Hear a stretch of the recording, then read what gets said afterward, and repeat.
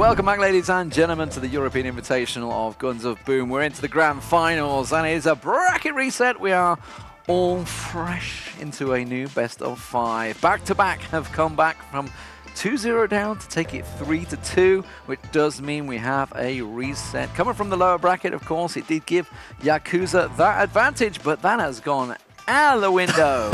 And we are actually very happy about that, to be fair. They're not very happy, but we're happy because it does mean we get an awesome final for you guys at home. So Stanis, this is something you basically are so happy about. I'm right so now. happy, you know, like I cannot contain this. I'm just so happy for for our community and for the game, because this is like the best thing, guys, that I'm really happy that happened for Guns of Boom, because we have one of the best finals that could possibly be in the double elimination. 2 games, the 3rd game in the last moment, going back, and the 3 games. It's just amazing, guys. I'm happy, but from now on, I'm going to say this is like open season in a way that I don't have. My wish is already granted, and now I really want the best team to win. That's the best thing that can happen.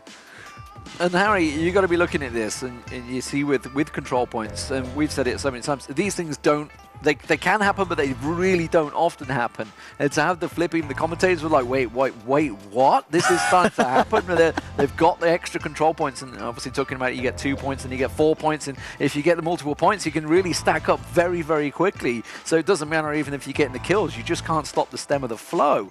But when this happens, the momentum shift, it went so heavily in back-to-back's favor. Yeah, I still don't understand it even now. It makes absolutely no sense. I felt like back-to-back went from having their set strategies and a formation and a setup to actually, I'm just going to throw all that out the window and I'm just going to be basically just coordinated with more aggression, and they were like that. And I feel like YAKUZA were kind of shocked. You know, they've been watching their games back saying, okay, normally back-to-back do this and this, so we'll do this. But instead now, YAKUZA are kind of thinking they're just playing exactly like us, but better. And how can you even stop something like this? It's like you mentioned before, it's a momentum shift, you know, they've completely changed them around. So now YAKUZA just need to try and find that one answer. If they find that one answer to the mistakes they're making and maybe force back-to-back on their backs, then you never know, things could be either way. But so we could be looking at another close series. And they've really had to do that, right? Because they were getting anti-stratted. You know, you look at Subway, they'd basically shut down Killing Machine. He was the key to victory, effectively, for them, you know, being that long-range sniper position. So he had to throw that out the window and try go gung-ho. Now they obviously moved into the next map. I will say they got good starts, and this is what we've been talking about throughout. Obviously, it is a control point thing, and you get a good start, and that can work in your favor. If you're looking at the brackets, this, of course, was their path to victory, effectively, how they got here. They did play each other right at the beginning of the day. You can see back-to-back versus YAKUZA. It did go 2-1 to back-to-back, but that started out in back-to-back's favor. Then, of course, back-to-back dropped down. They've had the longest run through the tournament. They've had to play the most matches. You can see a 2-1. They went 3 games there. They had another 2-1, another 3-gamer against Forza. Then they managed to take a nice 3-0 clean sweep of a Jug, surprising a lot of people. Jug just fell out of the tournament, but now they've had another 5-game epic. Can they go the distance and do it? I think they can. I think like this right now, like for YAKUZA, it was a big surprise. I think that for back-to-back was a big surprise, that they just, I think I felt what happened, and to me that was actually almost spiritual. I mean, in a way that I just felt like the guys, they felt like, if we don't do anything right now, this is it. And they rose up like a phoenix, and very, very well, going very well with their name back from the dead. Was amazing. Yeah, this could be a Cinderella story for back-to-back. So I'm losing that first series 2-1 to YAKUZA, and now going from right at the very beginning of this loser bracket straight up to the grand final. They're going to really feel it, and if back-to-back do win, you know they're going to celebrate tonight and actually go all guns blazing. But you know, it's still early days. It's a fresh series now. YAKUZA know that they need to see if they can find an answer. It's not really an answer or a mistake. They need to try and find out a way to adapt to this team, because as you know, back-to-back have completely changed things entirely. They're more not just free roam or anything like that, but they've stopped strategizing to a point where they kind of like forget a few things here and there and just push on, and rather it be more of a strategic pushing team rather than just a full setup team. And sometimes it's great to see, but the real question is now, will YAKUZA find an answer to this? And if they do, will back-to-back be able to find out some other comeback going through into this? So this series is going to be extremely important, extremely crucial, and what a grand final to have on our hands now. Well, I can tell you what the maps are going to be. We're going to have Wild West, then we're going on to Paradise, Military, EU Square, and finishing off with Insider on Farm, which was the crazy map. So we're going to see which way this is going. Oh, I so want this to go to game 5. You want to see that crazy match and see how things go. They're warming themselves up. They've just had a mental match, and now I want decisions. I want to know where you stand. Who is going to take victory, Stanis? I am not going to say who I think is going to take victory, but what I want to say is I've been cheering back to back on a little maybe too hard. I feel that YAKUZA actually has the chops to find in themselves how to overcome this obstacle too. They can adapt, they can change their strategy. I feel both teams are extremely worthy, and I just want the team that loves Guns of Boom the most and has the most ability to just set themselves on fire during these games. I want that team to win, and I am rooting for that team. I think it's like you said there, the key point of that is who wants it most, because these teams are so close and so evenly matched, it's really hard. It's like the story goes, will YAKUZA find an answer to actually adapt into this back-to-back squad, or will back-to-back actually, you know, continue on from where they left off? Or if there is an answer, is there a way to counteract that? So it's going to be a very interesting series, but, you know, this could be, again, another Game 5, but I think back-to-back now, you know, that momentum Swift is in their favour, and I reckon they'll probably take this. Ooh, okay, we'll see how it goes, ladies and gentlemen. The final best of 5 about to get underway. This is for not only $40,000 prize pool, there is of course the tournament trophy behind us and a place in the Los Angeles finals, which will be playing for another 120,000 mega cash up for grabs. Let's go over to the casters for this one. It is going to be Jackie with Ketchup. Thank you very much, guys, and I think for another time we'll talk about what the key talking point's going to be going into this match. The big one is going to be, we discussed the teams, the best teams finding out what it's like to taste defeat, and when you essentially go out, how do you recover from that? So far we've seen that back-to-back, when the ball is not in their court, they can recover to the nth degree and pull off a crazy upset with that bracket reset. Really in the jaws of defeat. It could not have been any closer. That very easily could have gone pear-shaped. Now YAKUZA, they've been dominant all day, and now they're on the back foot. They've seemingly fallen apart in that first 3 out of 5. So if at the time to kind of recover a little bit, they can kind of lick their wounds and try and understand, right, that was a disaster the second we started to lose. Why? And they can discuss. So being in their shoes, Jackie, what do you normally do? You know, what do you reckon you should do in their position? You know, take the time out to think about it? Or do you try and, almost on the flip side, jump right back into the action?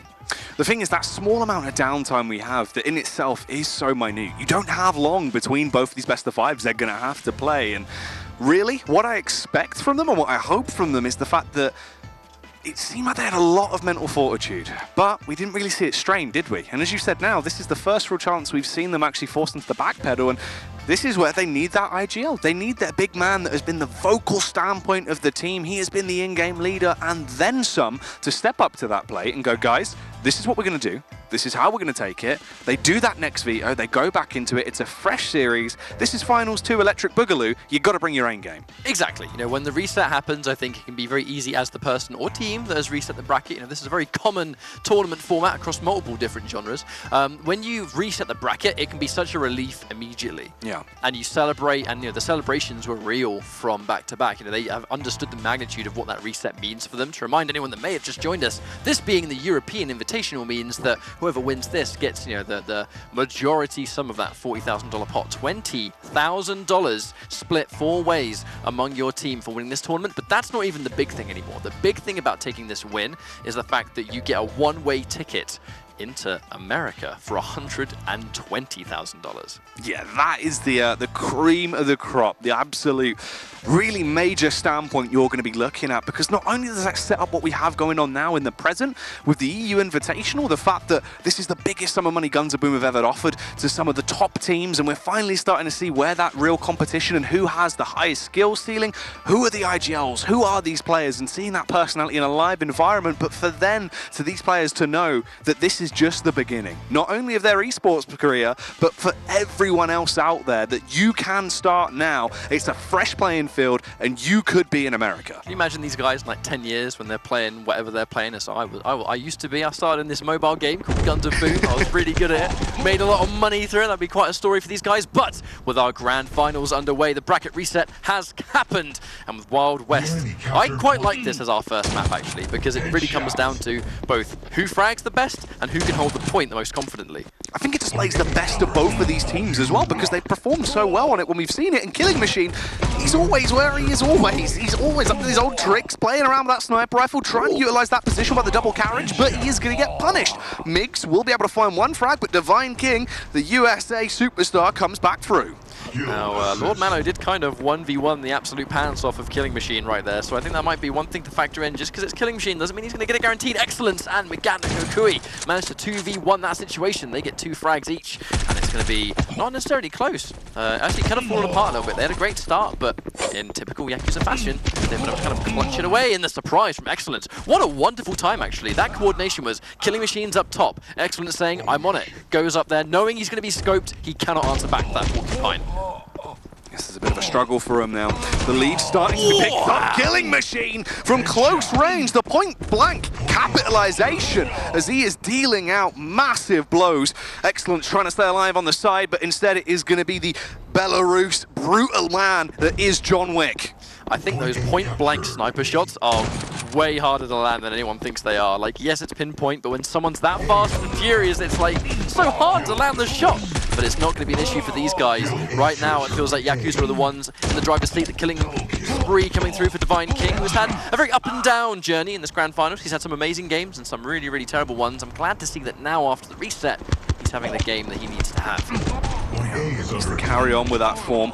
Nice chunk of damage dealt there. 3 frags found in rapid succession. Killing Machine with that sniper rifle, though, always just nibbling away at them. He's being able to find consistent kills, but he himself will now go down. Excellence as well, traded out by Migs. Migs should be eliminated, but he's tried to fall back. Actually might stay alive here as well. This is crazy. He's been able to preserve himself for so long, but the fight on the site comes through as Goku takes down 2 men at once. Yeah, Killing Machine's going to be right where he needs to be with that Barracuda in hand. The damage output and the bullet regeneration basically just makes it the gift that keeps on giving, but Divine King managed to score 1. Migs takes Lord Matter out for another time, and even though it looks like it might be over, never count out a team in King of the Hill. They get control and they get the frags, they can definitely win. Tags coming in, Killing Machine just adding to his tally time in, time out. Even when he goes down, he rips all the armor and a lot of health off Lord Mano, so makes it harder for the big German man himself to carry on with such a tremendous performance. Migs in the backline as well, strips back their point control and takes it for his own squad. Excellence gets that 1v1 that they desperately needed. This is that King of the Hill, right? So it's going to be first to 1,000. I think that's going to be game over. Surely. There's 2 more points left to go. And there we go. A comfortable win, but a vital victory for Yakuza. It went so pear-shaped in that first 3 out of 5 that a map win now is mandatory, just to get their heads back into the game. Yeah, you've got to have that reset, because the risk is, if you lose the first map, you already have the fact that you'll have the constant best of 5 playing in your mind of what could have been on that far map as well, and instead, you don't have to think about that. You've got 1 map here now, just play it as it is, take it as it comes. Scary factor is, though, that second map, I believe being Paradise Island, is just really quite stacked to back. And I look at the body language of these two teams, particularly Yakuza, where they were winning maps, and there was kind of like mid-round pop-offs actually in between the 2 maps. They would win, they would definitely feel themselves. But look at the focus from these guys right now. They're not moving, they're sitting there very, very stern. They're having conversations amongst themselves, they're keeping in the game, but I think it kind of goes to show that they're taking this definitely seriously. And they have to. This is that final stage of the tournament. They've been here before. They did win the first map in the first set, and it didn't go out so well. So I think the adjustment to their mentality is absolutely what we're going to be seeing, and it makes a lot of sense. Yeah, it's true. You've got to have a fresh mindset, fresh overall look on the game, and come in and play your A game. Pull the boots up, get the socks on, probably preferably before the boots, but then really get into it and absolutely play your heart out, Ketchup. I would agree. I think that's the thing, right, is that we're going on to Paradise Island, which is, I would go as far to say as, I think it's a toss between maybe Subway and Paradise Island as the most aggressive King of the Hill. Yeah. Surely I have to give it to Paradise Island, though. If there's a map that favors the most ruthless, fearless team, it has to be Paradise Island, because if you're a good, confident team, you can spawn trap. And there's not many maps on this game that you can actually spawn trap successfully because of how the respawn protection's been set out. The third map, I believe, was the military warehouse, which is actually a more extreme case of why you can't push too far ahead because the spawn protection is pretty extreme. But on Paradise Island, you have so much vision from where they appear, particularly on that blue side. And, if you're the team that spawns right here, where you can see the little hutches, if you hold the center point, you can see their respawn immediately. And if you can hold that point, you have the advantage. I definitely think there is a stronger side on this map, which is rare for some of the maps in this game.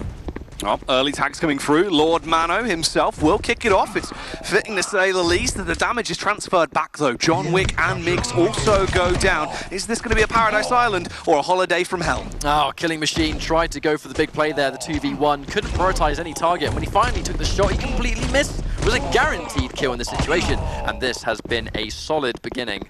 They're contesting the point. They definitely need to capture it, especially seeing as how far behind they were early on. But now they have that 2v1. Killing Machine finishes the job.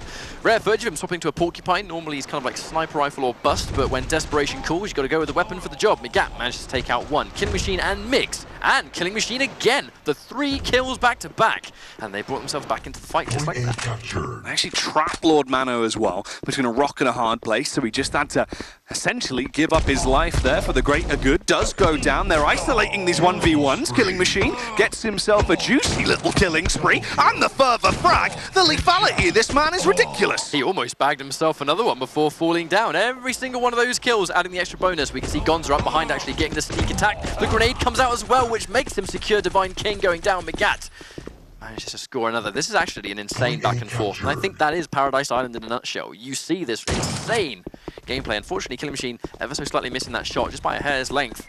Oh, nice early tag there from Divine King.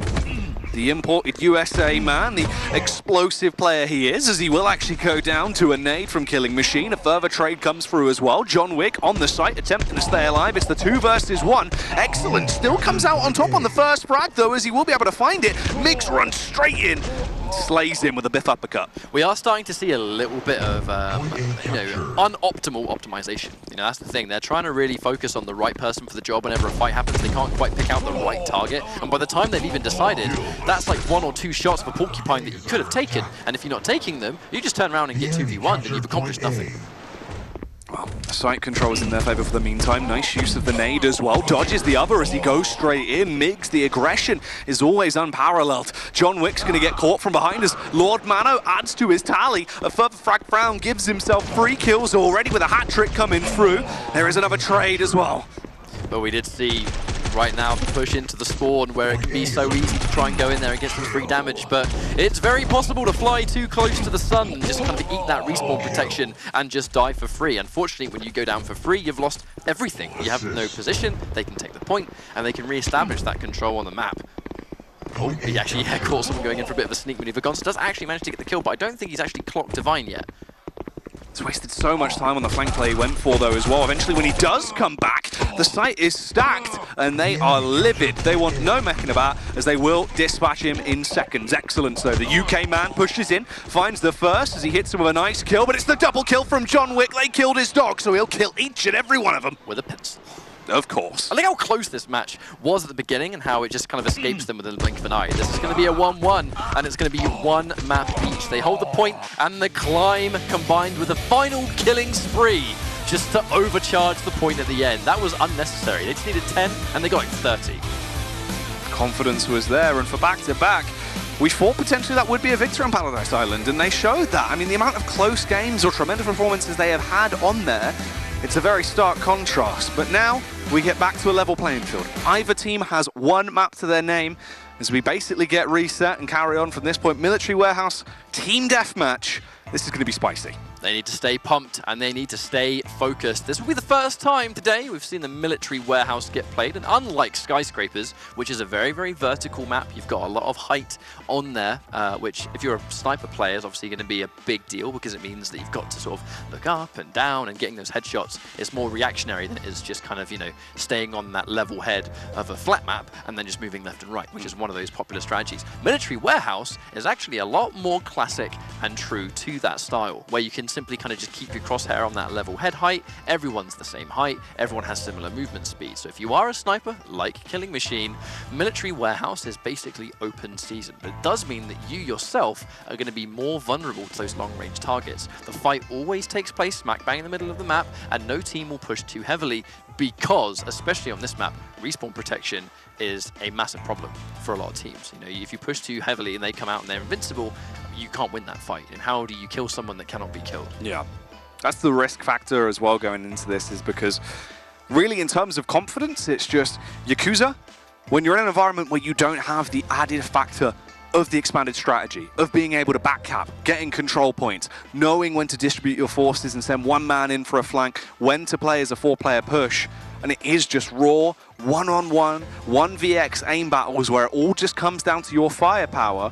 Back-to-back have proven that they can be the top dogs in that scenario. Killing Machine, he loves to be able to pick you to pieces from behind. He can just shut entire teams down with his sniping potential. John Wick, if he's on a roll, he's on an absolute roll and snowballs out of control. Migs as well. Just so much aggression packed into one man. I don't know how you fit it in him. I feel the thing about back-to-back is that they're forever second place, right? Whenever you watch the Go4 Cups or the bi-weekly Go4 finals we would do, they'd always be in grand finals, but they rarely won the tournament. That's the problem with back-to-back so far, is that they've been at the end of the tournament, but they've not been at the top of the tournament. If that's going to change, then this is the best place to change that flow of luck, because if they win this through the best gameplay they've ever done, they're now going to win 20 grand and a ticket to America. This is what we need to see early. Divine King. Nice little tag comes through with a sniper. Doesn't receive any attack in his favor. You know you've got a man trapped there as well. So they push in as a squad. The backstab. The flank comes through. Divine King with 3 rapid frags. That is going to be a good start. An important way to start things, that's for sure. We go for a defensive spam like grenade, just trying to establish a little bit of distance between them.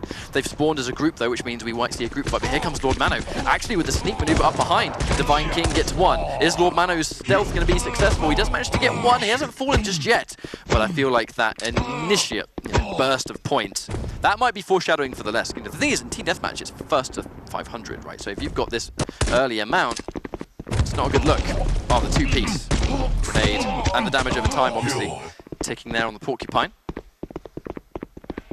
I'll go for this push round as well. It's 2 players versus 1 once again. You got to favour him. That nade is going to transfer quite a lot of damage, actually. The slash damage rips off their armor. Excellence is allowed to then push out and kill John Wick. He is still alive and kicking at this point as the fight comes through. Excellent shuts down Migs as damage is coming through in tremendous fashion. Lord Mallow trying to use any amount of cover he can, but it's not going to be enough. Killing Machine. Another swap, actually. We see the swap between the Barracuda and the Thanatos. The Thanatos really is one of the hardest hitting weapons in the game. Has quite a long wind-up time, but if you land those headshots, you can see the damage there. Obviously, Divine King using the Barracuda for that one.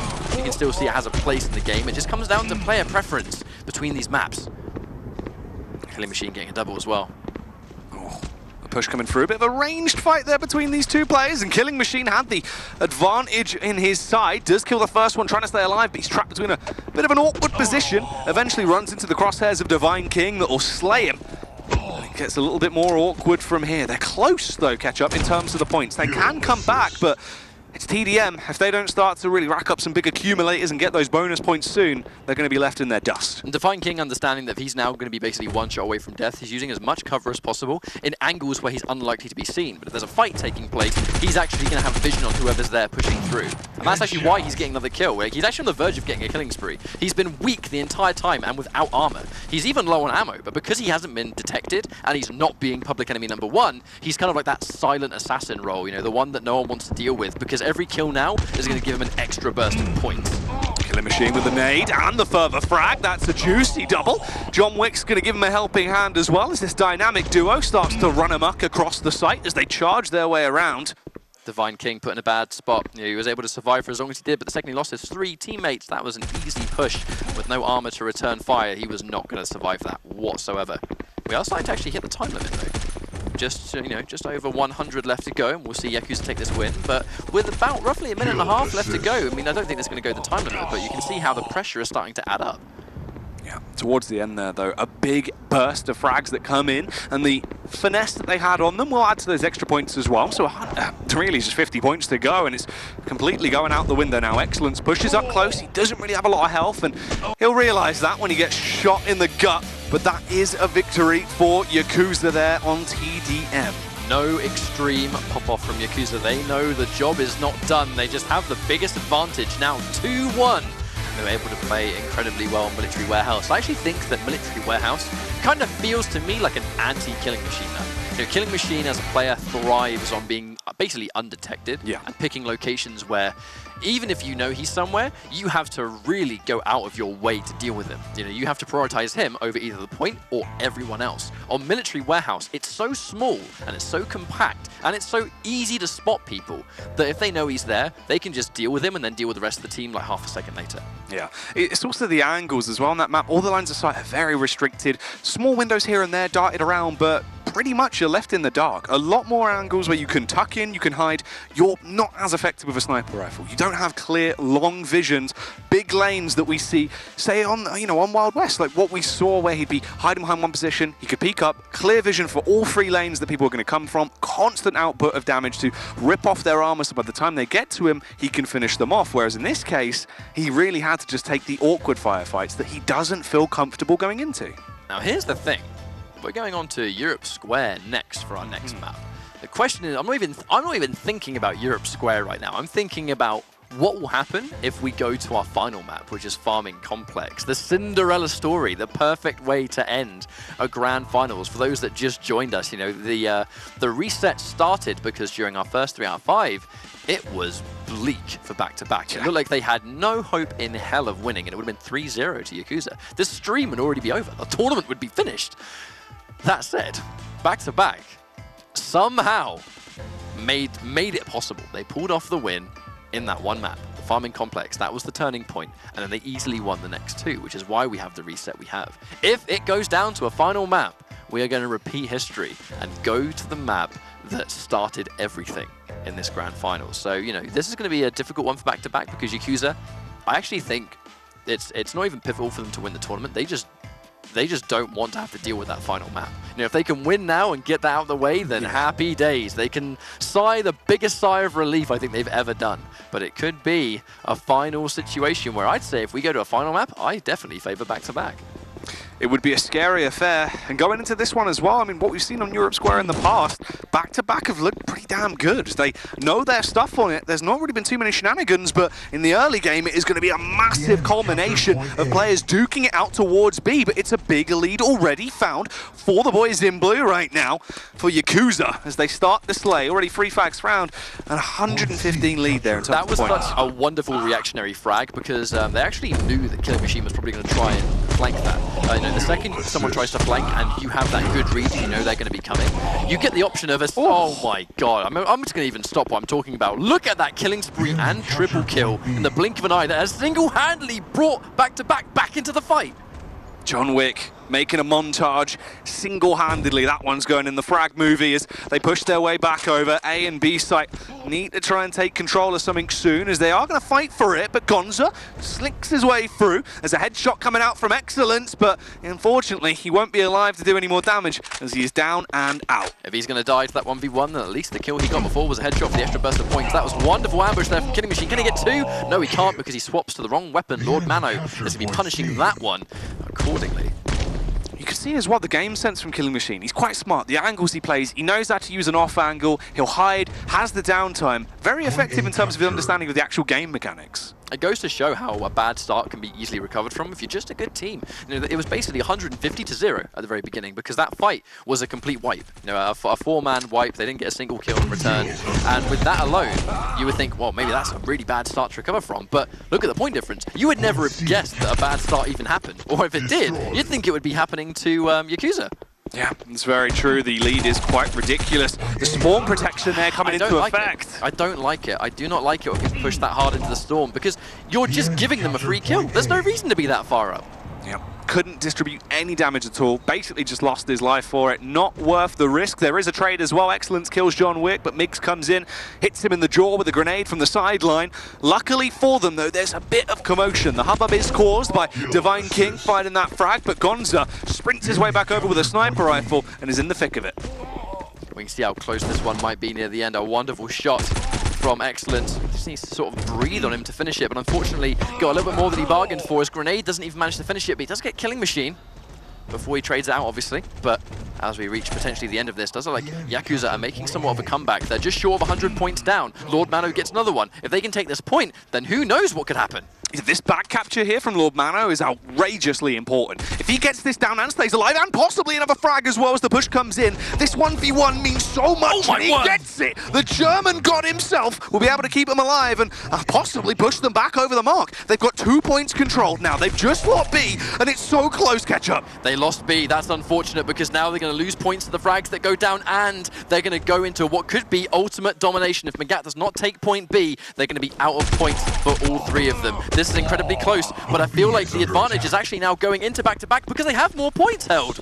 Yeah, back-to-back, storming ahead, 10 points. It's all they need. They just have to carry on. 100 points to go, sorry, as the kills are coming through. John Wick and Gonza have been removed. It's neck and neck. Wait a minute. Wait a minute. They won the fight, but they took how much damage in the process? This could be down to the absolute wire. This is the tournament point for YAKUZA. Wait a second, is this going to be the win? Is this the tournament victory? And it is indeed! YAKUZA are going to go through the bracket reset and win the very first Guns of Boom EU Invitational. My goodness, UK esports is back on the map. Excellence. The great man himself coming through, but you've got to give it to Lord Mano. The 1v1, if he would have lost that, it never would have happened. They would have gone through the farm and it would have been an entirely different story. But the German man himself, he knew what they needed and he displayed it well. I think it is so good for YAKUZA that they were able to recover from what was a complete train wreck of the first half of Grand Finals to be up 2 games to unclutch the 3rd game and then get destroyed in the next 2. They needed this. And for a 3-1 as well, I mean, this definitely shows that YAKUZA, when they're behind and they have time to think about it, they are right now the undisputed greatest team in Europe in this game. Yeah. Your champions, your victors, and I think it's fair to say, setting the bar for what Guns of Boom teams need to be going on from this point. Lord Mano himself, the courageous IGL, an absolute ragtag band of fraggers that can go huge time in, time out, incredible understanding of the game, and they proved that here today. I think I'm really pleased for the YAKUZA boys, but we have to give it up for back-to-back. Yeah. You really had the death run in the losers bracket, getting sent to losers round 1, you know, in the semi-finals, and pretty much having to be in the stressful situation of that Shark Tank lower-end bracket to win and win and win, get into grand finals, pull off the reset, you know, winning the first 3 out of 5. But as is 3 out of 5, YAKUZA's reward for being the most dominant team of the tournament was to have that safety net. And the safety net is what kept them in this tournament. That said, that's actually all we have time for on the commentary desk. Thank you very much, Jackie. It's been an honor, mate. It's been lovely. First time we've ever worked together. Fun fact for those that can. I'm sure most of you don't. But that said, thank you very much for having us. Shout out to the Guns of Boom community, and we'll pass you guys off with a winner interview. Thank you very much. Yeah, we're just waiting for the main man himself to get over here, Lord Mano. He's hello, and congratulations, guys. What an amazing performance, and what a final to begin with. Where do we start? Let's talk about. You want to talk? You want to talk? He's just blown away. You've been shouting non-stop. His English is all right. He can do it. Right. Let's talk about the first best of 5 to begin with, shall we? 2-0 up, 200 points ahead on farm, looking great, cruising to victory, 3-0, no problem, got it. What went wrong? What went wrong was we were super confident, we were overconfident, and we just let it slip by. we started not working as a team, but just going anywhere desperately. We just wanted to win, but then we just lost by a little, and then we were really mad about that. And then the rest of the games, you know what happened. We just couldn't play well in all the control points. The shell shock hit you, as it were. Yeah. Secret is teamwork. And what exactly? Never lose the faith because we can always win. Even lose by 200 in control points. It's always possible to win, and we got it. And what did you guys talk about? Obviously, you know, you had the break, you had to do the map veto once again. There had to be some sort of group up, like, come on. I mean, Mano, you've been one of the main vocal guys. We spotted it straight away. You guys must have just, like, huddled. It's like, come on, guys, we can do this. I don't know what to say, but we have strategies, we train a lot, and we know what to do for win. We can win every match. We just need to do a great teamwork. And again, I'm really proud about my team. This is a really team. We are the champions, and we deserve it. So let's talk about the obviously the final best of 5. It was back and forth, you know, 1-1. Suddenly it's starting to get a little tighter. You guys obviously regrouped and then looking towards that final map. Still very tight, and we could hear them on comms. Did you notice they'd left B empty? Because that seemed to be the turning point. Yeah, B is so important in Europe Square. And what we did different was we used Scout. I used Scout for this time because I like to use the Barracuda, but I needed to run faster. So we did a different strategy. We saw the errors we did from last time, and we just completely turned the game around. We just didn't give up until the end. We just know we're gonna win this. We're gonna win this no matter what. Well, fantastic stuff, guys. I know you're gonna want to celebrate. Alex is standing by with the check. I believe he's around here somewhere. There he is, the man, the producer from Guns of Boom, the man that's produced and developed this game. Congratulations, guys. It was an insane game, and you performed so well, and that was crazy. Thank you so much. Yes, congratulations. $20,000, ladies and gentlemen, to YAKUZA. They have been dominant throughout.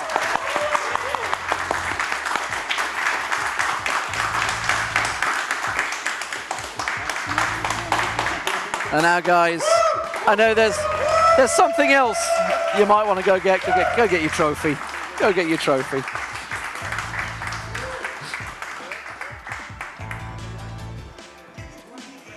YAKUZA the champions. Go collect your trophy, boys.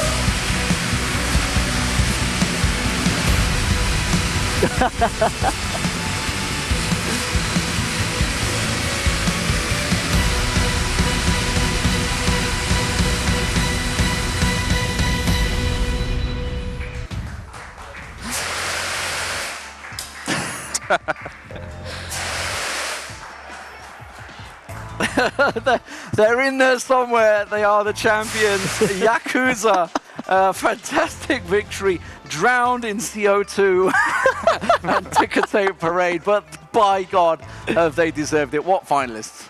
Yeah, this was just amazing. This is, I think, one of the most perfect possible finals that I could ever imagine, so I'm so happy.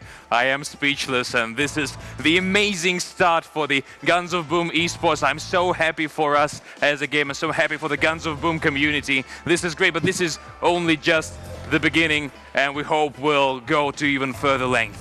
Yeah, Indeed. it's a shame, really. Back-to-back was so close from that Cinderella story. There was only 2 games in it, and you saw from then as well, they had such a great start towards the end, but it's just one of those situations, I'm afraid. But YAKUZA, they've been a force to be reckoned with the entire time. We spoke about it so much before even the tournament began, saying, was it just a one-hit wonder those 2 weeks ago, or can they bring that momentum and morale shift straight to this offline event?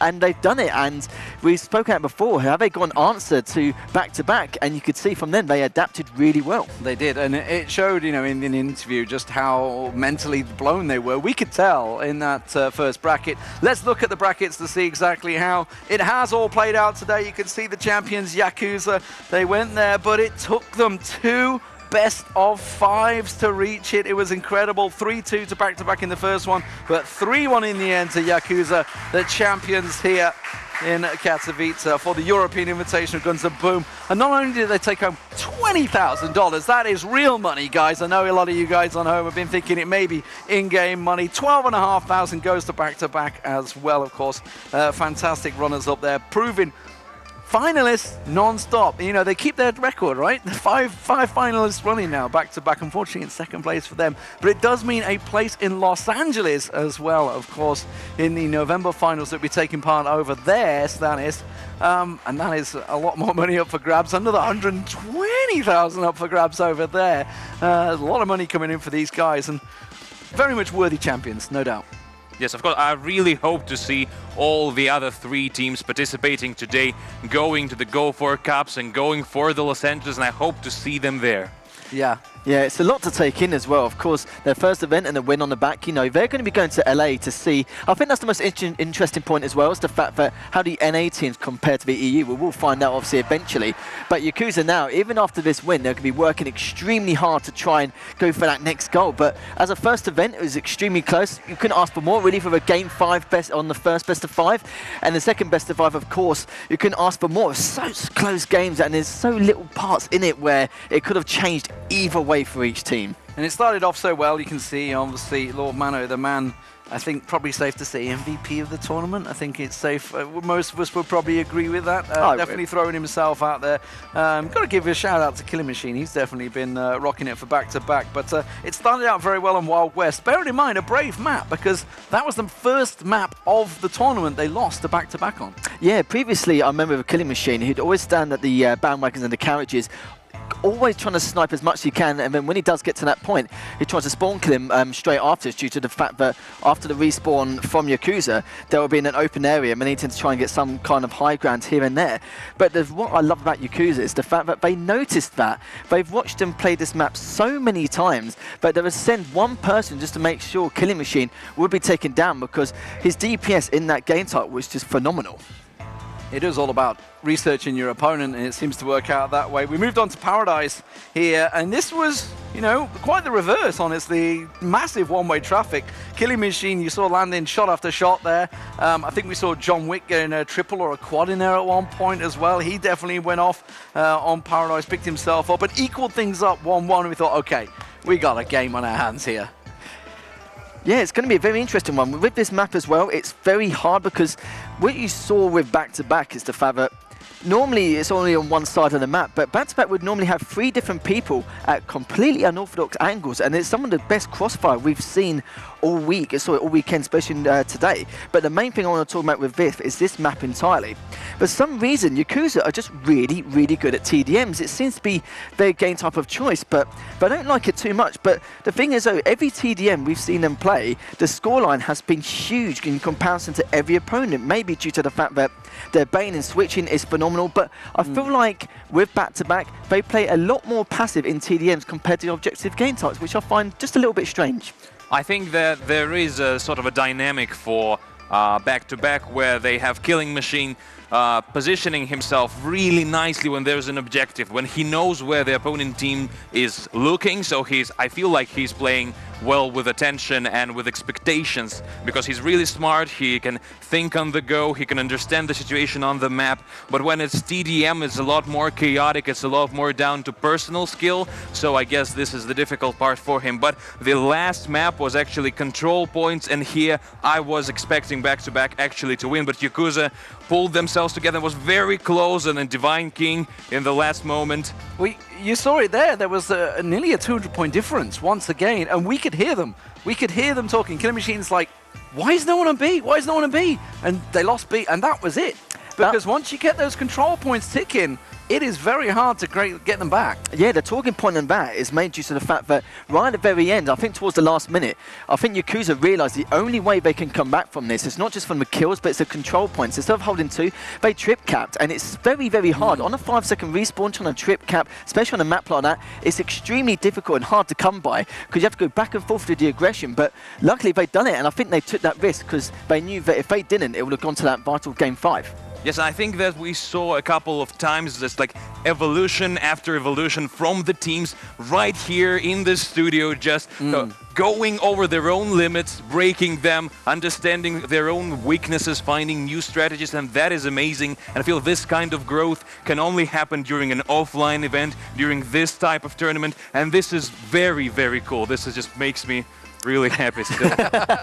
Big beaming smile on Stanis's face, no doubt about it. It's going to remain there, I think, for the rest of the month, no doubt. But you guys at home, if you're thinking you're good enough to compete, well, maybe you can take part. Of course, get yourselves involved. The Go4 tournament's going to be taking part every single weekend, starting this weekend coming. That is going to be on the 4th of August, throughout all the way through to the finals that will be in November in Los Angeles.